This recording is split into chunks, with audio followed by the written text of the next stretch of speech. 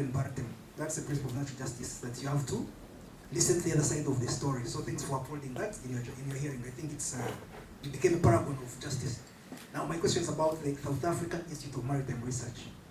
You have actually opened our ears and our brains. So we'd like to know a little bit more about that institution. Is it still available, or that's been disbanded? Secondly, you spoke about some intelligence magazine that gave that analysis. Would like to know which magazine was that one. Maybe you can check online and dig more about it.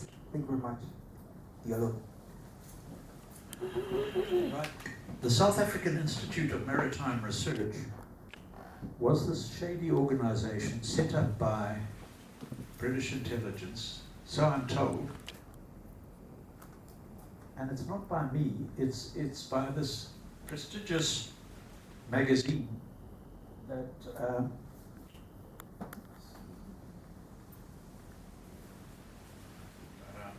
right, let's find the right page.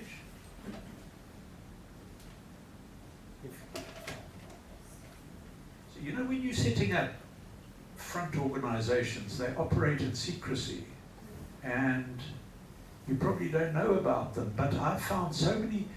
What happened was that people who were involved in the South African Institute of Maritime Research later employed agents in South Africa, and when these people were about to die, they left these documents in the South African History Archive in Johannesburg. And during COVID, I was able to find those documents, and you can find them yourself. Go online, go to SAHA, South African History Archive, and you'll find like the 1,000 pages that I found about the South African Institute of Maritime Research.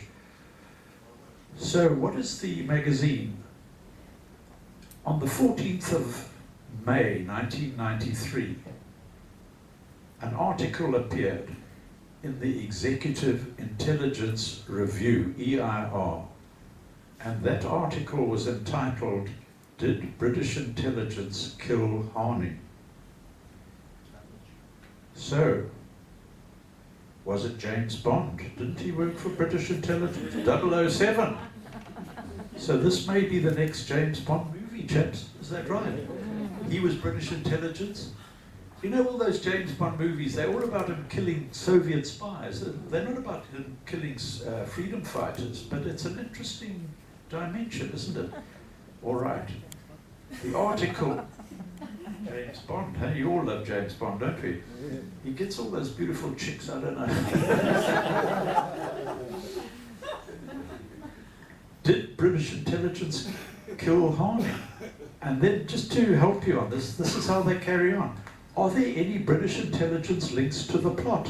The answer is yes.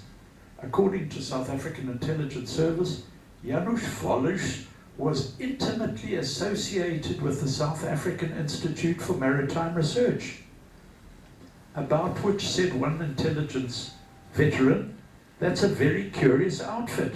They have no naval guys in it, and they do no research. If we are to investigate," I'm quoting from the article, "if we are to investigate whether Vollush carried out the killing alone or as part of an organization, the fact that he was intimately associated with SIMAR is revealing." We are told that, according to a November 1990 article in the Sunday Times of London, the SIMAR, that's the South African Institute of Maritime Research, was founded as a mercenary group of elite special forces operating throughout Africa. An investigation by one South African intelligence agency determined that SIMAR was a front for British MI6, end quote. And if you look at all the documents that I found in SAHA, they all have this logo of SIMAR. You know the lady I told you about with the skimpy petticoat? The Cutty Sark? Clutching the horse's tail from Tam O'Shanter legend? Part of British intelligence. You know how the British like to play with these old legends and devise logos that are like that. So, was that your question? Was there a second part to the question? Absolutely. I've got the magazine and it's part. Thanks very much. Thank you. More questions?